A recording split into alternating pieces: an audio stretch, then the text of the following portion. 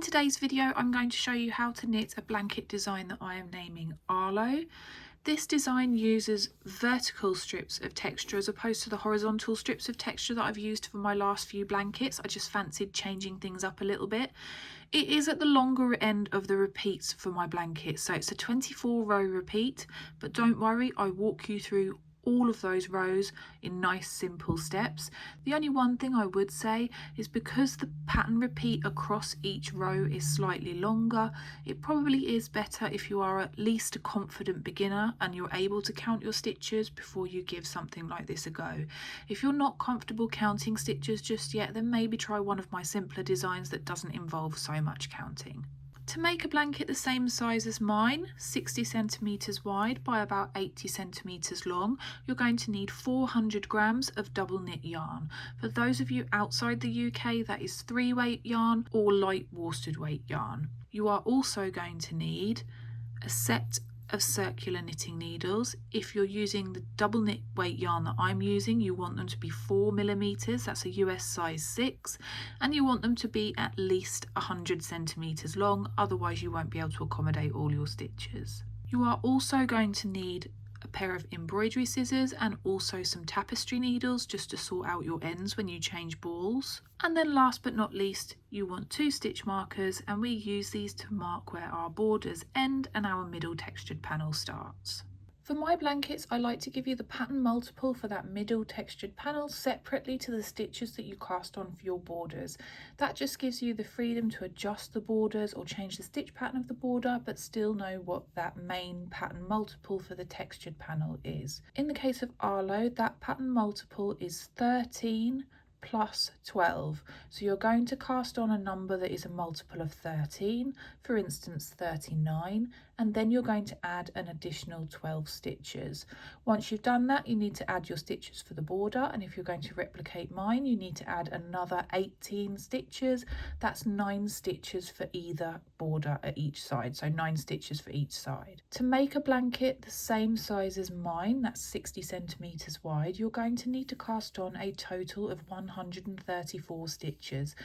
That stitch count includes your stitches for the border, so that is the total number of stitches that you will need to cast on. For my blankets, I always like to use the long tail cast on method, but if you have a cast on method that you prefer, then feel free to use that, it will still work. So for this video, I'm just going to cast on a small sample, but as I said, if you want to replicate the blanket that I knitted as a sample, then you are going to need to cast on 134 stitches. This blanket is knitted from bottom to top, so the first part that we need to tackle is that bottom garter stitch border.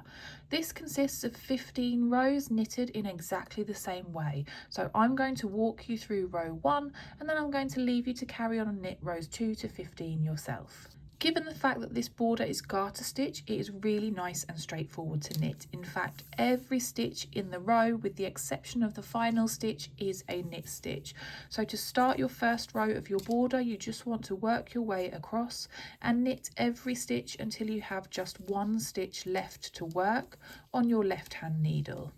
This final stitch of our row is our selvage stitch, and we work this in a slightly different way to give us a really nice neat long edge up our side border that looks a little bit like a braid. The technique that I like to use for my selvage stitches is to slip one purlwise with the yarn in front. So the first thing you need to do for this technique is to get your yarn to the front of your work. I knit using the continental style of knitting, so I just hold that working yarn to the front of my work with my right hand needle, but if you prefer to, you can lift the yarn all the way to the front of your work. The next step is to get this right hand needle and pop it into that remaining stitch as if to purl.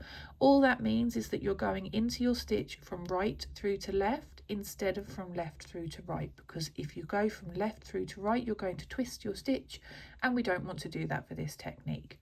So pop your right hand needle into that remaining stitch from right through to left, slip it firmly onto that right hand needle, and then once you're confident that it's nice and secure on there, you can remove your left hand needle.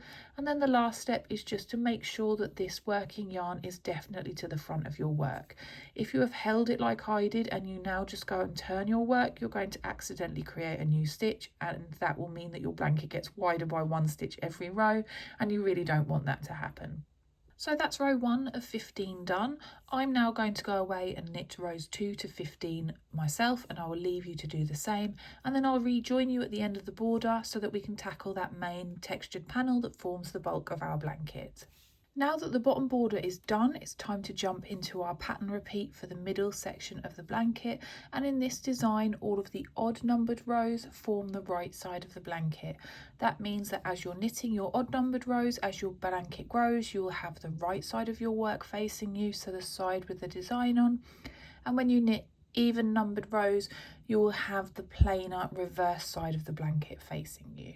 The first time we work row 1, we're going to do a little bit of setup work to get our stitch markers in place, but in every subsequent time that you work your row 1, you are just going to slip your stitch markers instead of placing them. So row 1 starts by knitting 9 stitches.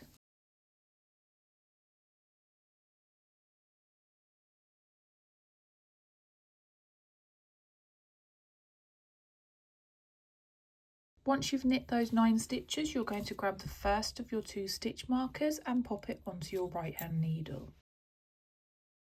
Next, you're going to carry on and knit along your row until you are 9 stitches before the end of the row, and that will be when you have 9 stitches left to work on this left hand needle. When you reach that point, just like you did at the other end of the row, you're going to grab the second of your 2 stitch markers and again pop it onto your right hand needle. Next, you want to carry on and knit the next 8 stitches.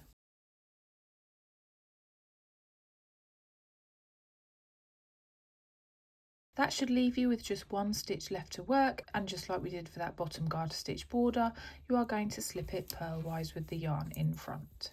For row 2, you are going to start by knitting 9 stitches, and this serves as a good opportunity to check that your stitch marker is in the right place, because after you knit those first 9 stitches, you should come across your stitch marker.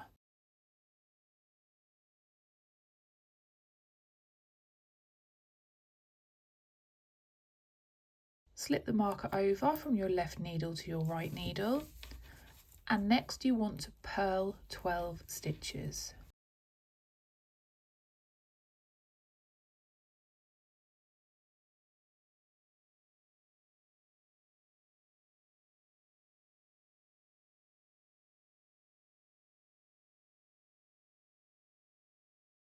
Now we're going to jump into a 13 stitch repeat that you are going to repeat along your row until you hit that second marker, and that repeat goes as follows. You are going to knit 1 stitch and then purl 12 stitches, and you repeat that along your row until you hit your second marker, and if your marker is in the right place and you've counted your stitches correctly, you should hit that point after a purl 12. Slip that second marker over and then carry on and knit the next 8 stitches.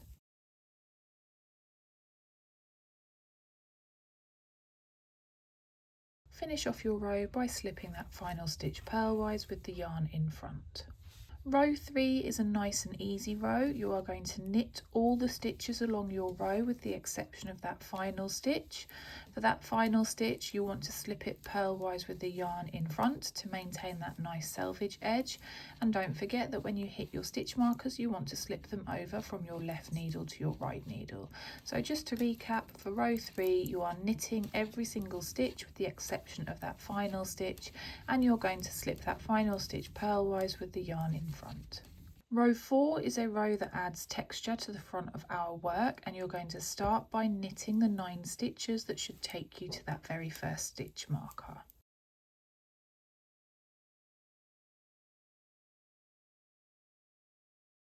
Slip the marker over, and then you want to purl the next 2 stitches, then knit 8 stitches,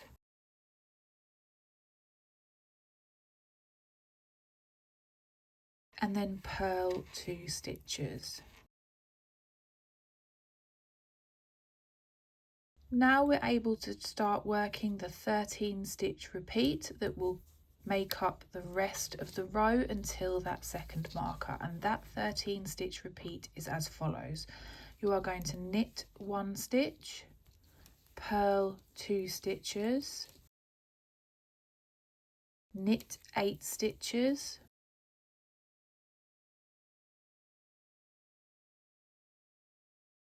and then purl 2 stitches. And you're going to repeat that block of 13 stitches until you hit your second marker, and you should hit your second marker at the end of a block, so after a purl 2. When you reach your second marker, you're going to slip it over from one needle to the next, and then you're going to carry on and knit the next 8 stitches.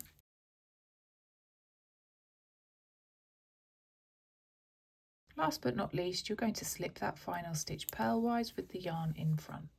Rows 5, 6 and 7 are actually a repeat of row 1, 2 and 3, so you can go back and re-watch the video if you need to, but I am going to leave you to carry on and knit rows 5, 6 and 7 yourself, just repeating rows 1, 2 and 3.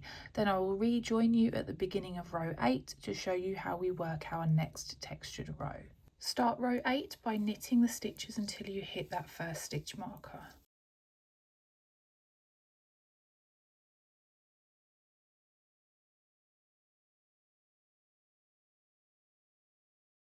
Slip the marker over and then purl the next 3 stitches.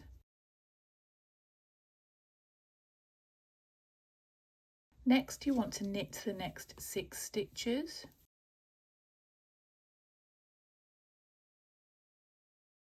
and then you're going to purl 3 more stitches.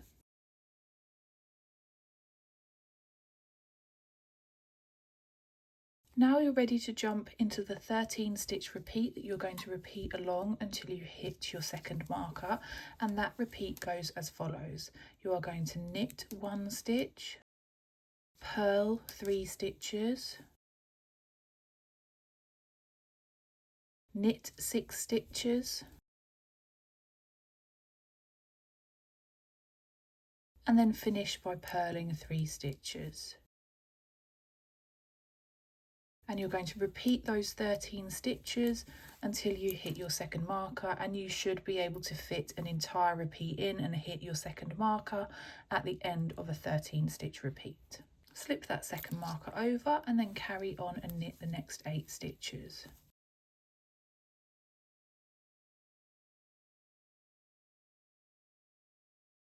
Finish off your row by slipping that final stitch purlwise with the yarn in front. So once again, rows 9, 10 and 11 are a repeat of rows 1, 2 and 3. So I'm going to leave you to work those 3 rows by yourself, and I'll rejoin you at the beginning of row 12. Start row 12 by knitting the first 9 stitches.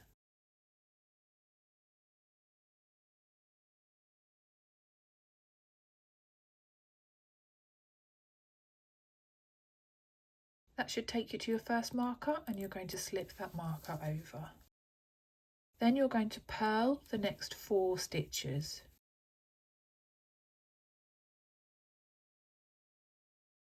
Then knit 4 stitches, and then purl 4 stitches.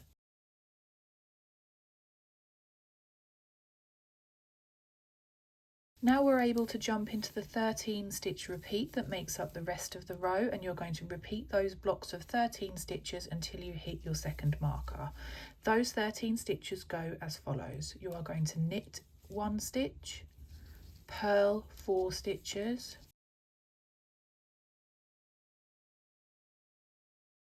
knit 4 stitches, and finish the block by purling 4 stitches. And you're going to repeat that block of 13 all the way until you hit your second marker, and that should be at the end of a repeat. Slip your second marker over and then knit 8 stitches.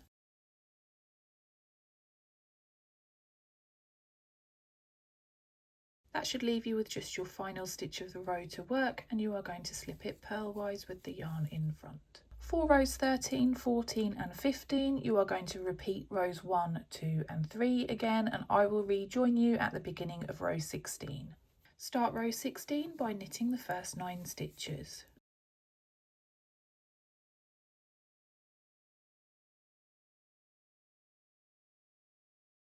Slip the first marker over from your left needle to your right, and then you want to purl the next 5 stitches.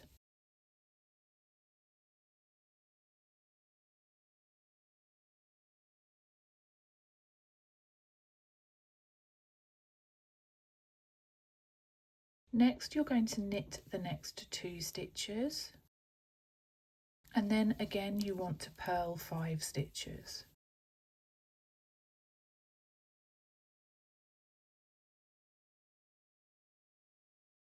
Now we're able to start the 13 stitch repeat that will make up the rest of the textured panel, and you're going to work that until you hit your second marker. And that 13 stitch repeat goes as follows. You are going to knit 1, purl 5,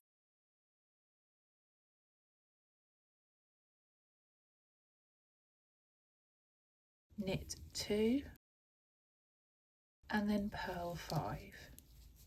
And you're going to repeat that 13 stitch repeat all the way across until you hit your second marker, and as long as you count your stitches correctly, you should hit that point after the second purl 5. Slip that second marker over from your left to your right needle, and then carry on and knit 8 stitches.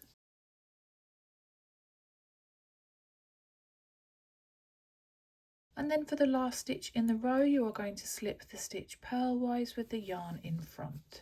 Rows 17, 18 and 19 are again a repeat of rows 1, 2 and 3. So I'm going to go away and work those 3 rows, and I will leave you to do the same, and I'm going to rejoin you at the beginning of row 20. Start row 20 by knitting until you hit your first stitch marker.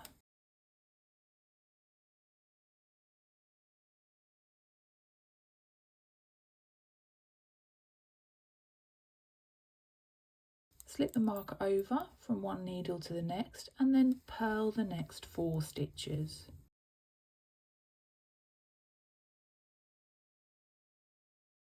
Then you're going to want to knit the next 4 stitches, and then purl 4 stitches again.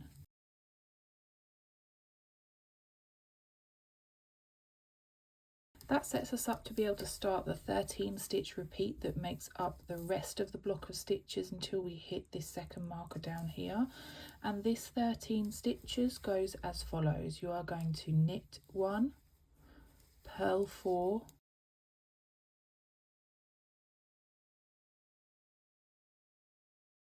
knit 4, and then purl 4.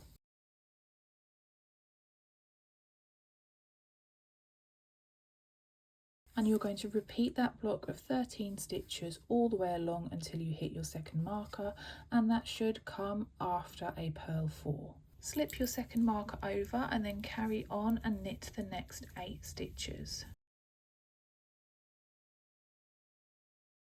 That should leave just our selvage stitch to work, and we're going to slip it purlwise with the yarn in front. Row 21, 22 and 23 is the same as rows 1, 2 and 3, so I'm going to leave you to knit those 3 rows by yourself. I will also do the same, and I will rejoin you at the beginning of row 24.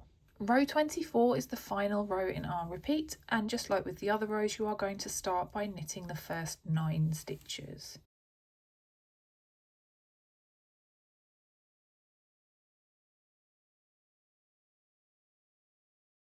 Slip your marker over,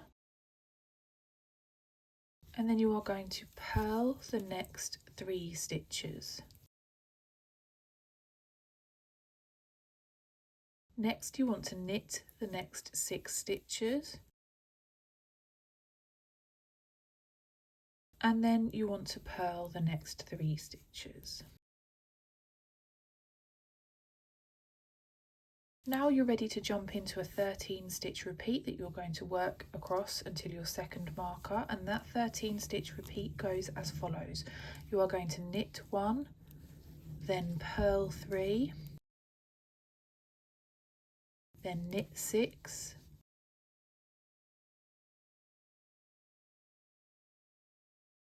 and then purl 3 again. And you're going to repeat those 13 stitches all the way along your row until you hit your second marker, and that's where I'll rejoin you. When you get to it, you're going to slip that second marker over, and then you're going to carry on and knit the next 8 stitches. Last but not least, you want to finish your row by slipping that final stitch purlwise with the yarn in front. So this 24 row repeat is what we are going to work over and over to build length in our blanket. So now after row 24, you would go all the way back to row 1 and start the sequence again. If you want to replicate the size of blanket that I made, 60 centimetres wide by about 80 centimetres long, you're going to want to repeat these 24 rows a total of 10 times. Once you've done that and you're happy with the length of your blanket, before you move on to your top garter stitch edging, you want to work rows 1 to 7 once more, and what this will do is give you a symmetrical top and bottom. So I will go away now and work rows 1 to 7 one final time so you can get an idea of what your blanket sequence should look like, and then I will rejoin you to show you how to do the top garter stitch border. I've just finished row 7, which means that I'm ready to move on to my top garter stitch border, and if you count your rows correctly, row 7 should be a right side row, so you should have the right side of your work facing you as you knit that final row, and you can see by working those 7 rows once more, you get a nice symmetrical top and bottom. The top garter stitch border is identical to the bottom garter stitch border, so it consists of 15 rows worked in exactly the same way. Just like I did with the border at the other end of the blanket, I'm going to walk you through row 1 and then I'll leave you to work rows 2 to 15 by yourself. So just like with the bottom garter stitch border, every stitch on the row, with the exception of that final stitch, is a knit stitch. So for the first row of your top border, you are going to knit your way along your row. When you get to your stitch markers on this row, we don't actually need to mark the side borders anymore, so you can just remove them as you come to them and pop them to one side. So you're going to knit your way across your row, removing those 2 stitch markers as you come to them, and then you just have that one final stitch left to work in the row.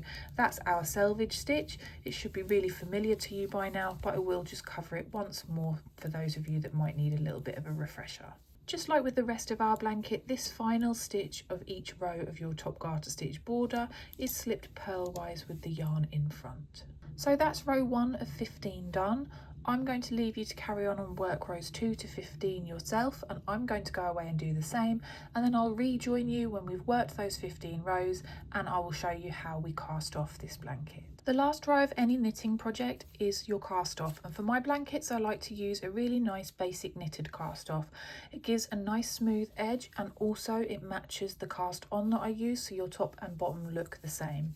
I'm going to run through just the first few stitches in this video, but if you haven't tried this cast off before, you might want to watch my video that covers the whole cast off in really beginner friendly slow steps. But for now, I'm just going to cover the first few stitches and then leave you to carry on by yourself. To start your cast off, you want to knit 2 stitches.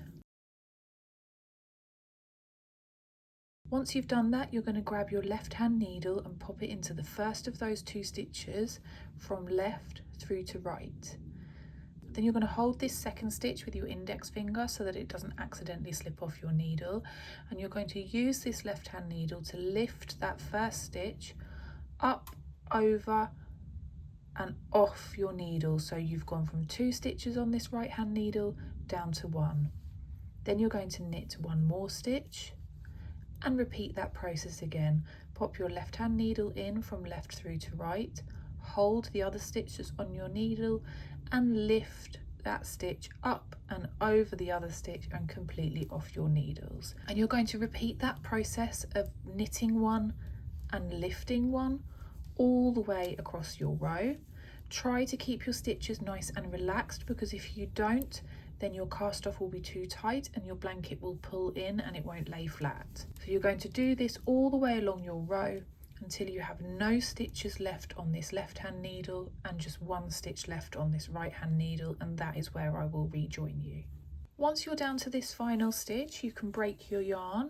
You want to leave yourself a decent amount of tail so that you can sew your ends in nice and neatly. And then one final thing that I like to do to secure this final stitch is just to lift up to make it bigger. And at that point you can get rid of your knitting needles. Pop your finger and your thumb through the stitch, pick up the tail and pull it all the way through that loop.